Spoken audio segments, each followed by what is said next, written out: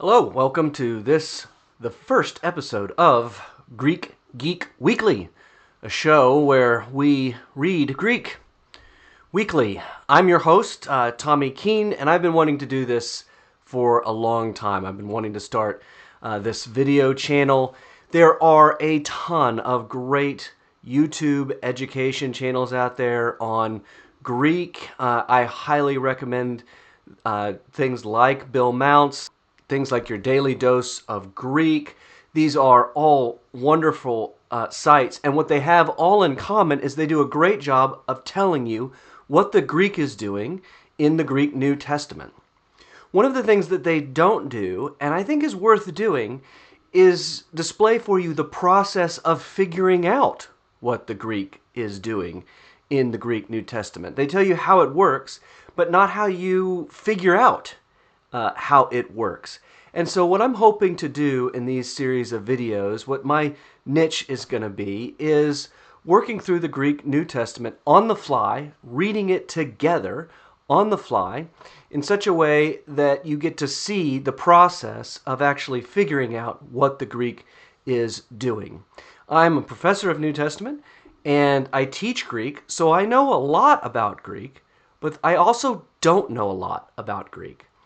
And I think one of the things that happens as a student of Greek is you get reading the New Testament, you get reading actual Greek, and you get stuck because there's so much that you don't know that you can't keep moving forward. And you don't know where to go to keep moving forward, to figure it all out.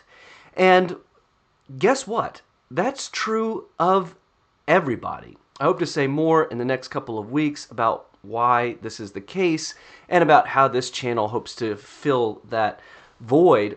No matter who you are as a student of ancient Greek, there is a whole host of things you don't know. We all approach the text just like I do, with things that you know about the Greek and a whole host of things that you don't know about the Greek.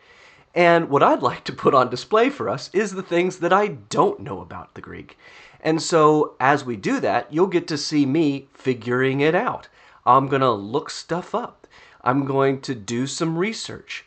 And through these series of videos, I hope that we get to see the process of actually learning how to learn Greek rather than just learning what the Greek says. And so with that, by way of introduction, I thought we would start this week with 1 Peter. I'm going to be using the SBL Greek New Testament, which is what you see here and what I'll be using in these upcoming videos. I'm doing that because it's freely available to anybody. It's in the open domain. Copy lefted, or however you want to discuss it, provided by the Society of Biblical Literature. You can download it right now, PDFs for free. You can put it in your own software. Say you're using BibleWorks. Say you're old like me and you used to use BibleWorks, or you're using Logos or Accordance. You can put it in your software and use it freely. So it's a great kind of common denominator resource that we can use. And I thought we'd do 1 Peter for two reasons. One is it's challenging enough that we're going to hit plenty, no matter kind of where you are in the Greek spectrum, we're going to hit plenty of unanswered questions, mysteries, puzzles to figure out. And it's beautiful. I mean, it's a beautifully written epistle. So we'll get to see Greek not at its hardest in the New Testament, not as its most literary in the New Testament, but we get to see some literary rhetorical Greek and some sophisticated structures and things like that. The second reason is much more selfish. I'm writing a commentary right now on 1st and 2nd Peter for Crossway, and this is synergy. That's what we do in DC, right? Synergy. So this synergizes with some work that I'm already doing. So without further ado then, 1 Peter, and we are just going to start reading. Petros Apostolos Iesu Christou. So I look at that, I mean, very easy. Peter, an apostle of Jesus Christ. We got our nominative there, and a nominative, so I'm thinking I'm going to be looking for a subject to the sentence. But then I've got my nominative, and then I get a dative, eklektois. Now, I know enough Greek to know that this is something like chosen, and that it can function in kind of an ordinary way, and it can function in a more theological way. Here, it's functioning in a much more ordinary way. I would resist the urge to jump to like elect or a kind of doctrinal category, though it may encompass that. Rather, it's just kind of the normal word for having chosen. It's a verbal noun. We might talk about that here in a minute. And it's in the dative. And I see a nominative here, and I see a dative. And I'm thinking I might have a Greek letter on my hands. And of course, what I need for a Greek letter, I need a nominative, the name of the person writing it. I need a dative, and I need a greeting word, something like charis or peace or something like that. And then I have what's called a letter, right? Those are the only three things that I need for a Greek letter. If you start typing out in Microsoft Word, Ancient Greek Edition, a nominative and a dative and a greeting, Clippy is going to show up, dating myself again. Clippy is going to show up and say, "Are you trying to write a Greek letter?" And you're going to say, "Yes." It's a standard kind of form here for a Greek letter. I've got the nominative, I got the dative, and then I've got a kind of phrase of greeting there at the end, which we will eventually come to. So, Peter, an apostle of Jesus Christ, to those chosen peripedemos. So, in my head, I'm thinking exiles here, but I'm also thinking that maybe I need to look this up because that word is not so readily in my vocabulary as to be just on the front. I might want to look this one up so that I avoid the problems of, say, like my translation of choice kind of getting in the way of research, etc. So in order to look this up, I've got a good resource here available to me. I'm using Logos software in this case, and there it is. There's peripedemos, and I'm going to use the lexicon of choice here, BDAG, to get some information about it. And it's pertaining to staying for a while in a strange and foreign place. This is our first video, so we might as well talk a little bit about how BDAG works. You get the definition here, that's in bold, and then you get some glosses. These are just the lexicon's sort of suggestions as to equivalent English words, something in the equivalent English semantic domain as the Greek concept there that's represented by the word. It's a technical term and is often used in a technical way. So something like our resident alien might capture that. We have residing temporarily as a kind of a looser idea, sojourning as a looser idea. But it can also have that more technical idea of actually a legal exile, somebody who is out of their own land and in another and has certain legal rights and not other legal rights. Our verse shows up. There's 1 Peter 1, so that's nice. And here down a little bit later it says, as virtual visitors in the world because of their special relationship to God through Jesus Christ. So the idea that BDAG here is kind of trying to communicate is that they are exiles, they are resident aliens because they are, as we'll see later, heavenly citizens. Now that's actually a matter of some debate. We might have opportunity to engage that debate as we move forward in 1 Peter, but commentator Eliot, for example, has argued, no, why not just take this as a straight up, non-metaphorical, right? We have this option here. We got peripedemos. We have the option. We can take it metaphorically. You're not actually resident aliens. You're spiritually resident aliens.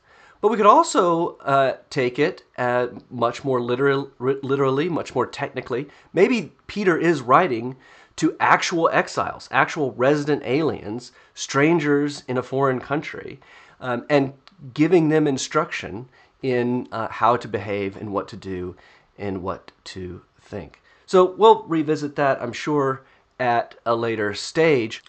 All right, so I can take resident aliens in the metaphorical sense, but I can also take it in the more literal or technical sense. But if we keep going, we have these resident aliens or resident aliens of the diaspora, which also raises a similar set of questions. Diaspora, this is easy to translate. This is one of those, you could just translate it diaspora. You could translate it dispersion.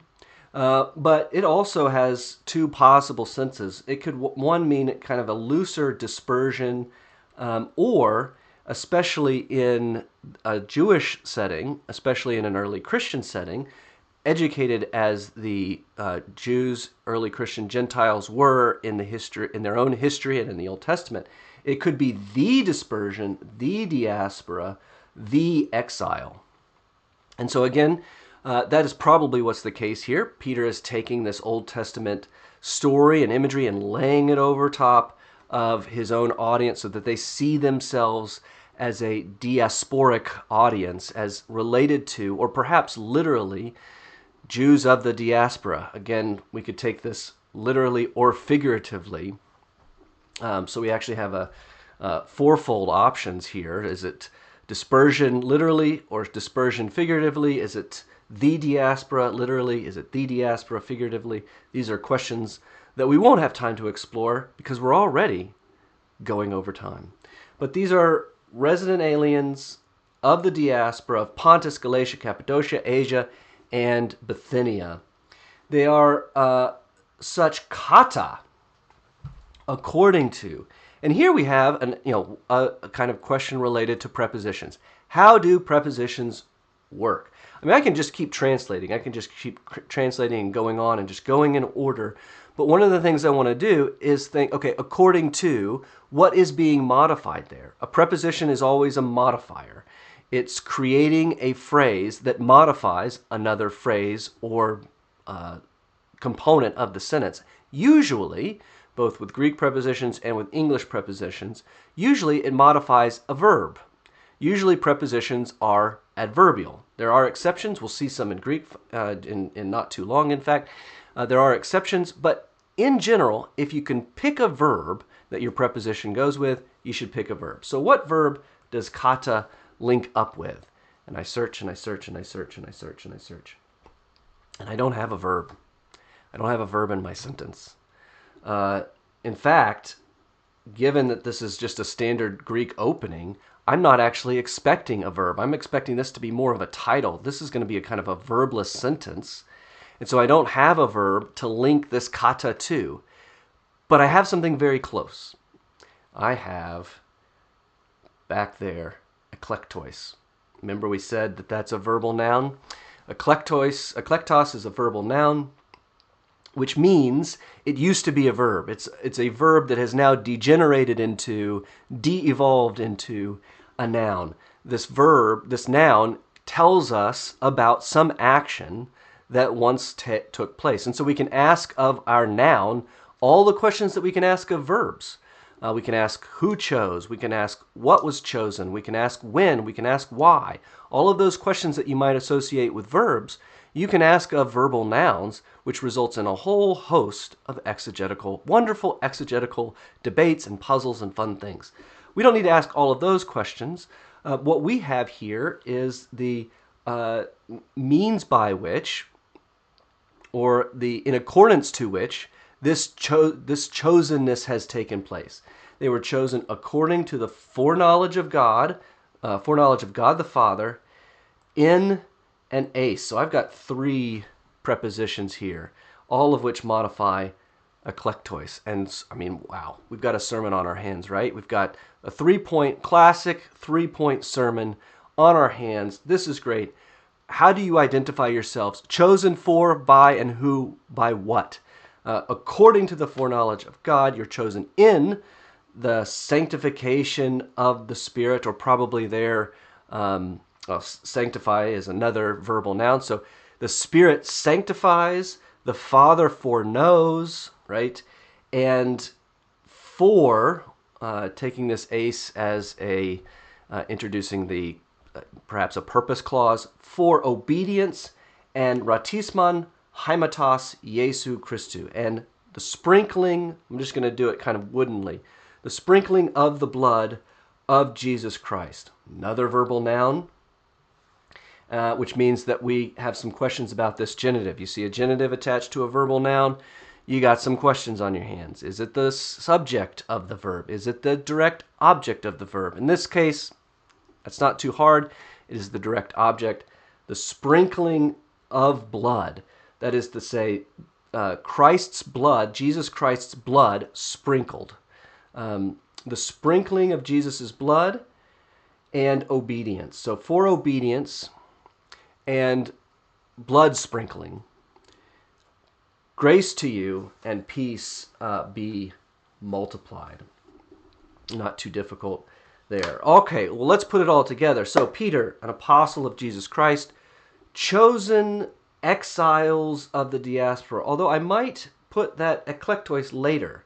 I think I really do. I think I want to put it with these prepositional phrases. So I might do Peter, an apostle of Jesus Christ, to the exiles of the diaspora in Pontus, Galatia, Cappadocia, Asia, and Bithynia, chosen according to the foreknowledge of God. They're exiles, although they're also chosen exiles. So they're exiles because of the choosing, and they're chosen according to the foreknowledge of God the Father, by the sanctification of the Spirit, for obedience and for sprinkling with the blood of Jesus Christ. Grace to you and peace be multiplied. That's our first two verses and our first sentence complete on this first episode of Greek Geek Weekly. Come back again. We'll start up in verse 3 in the week to come.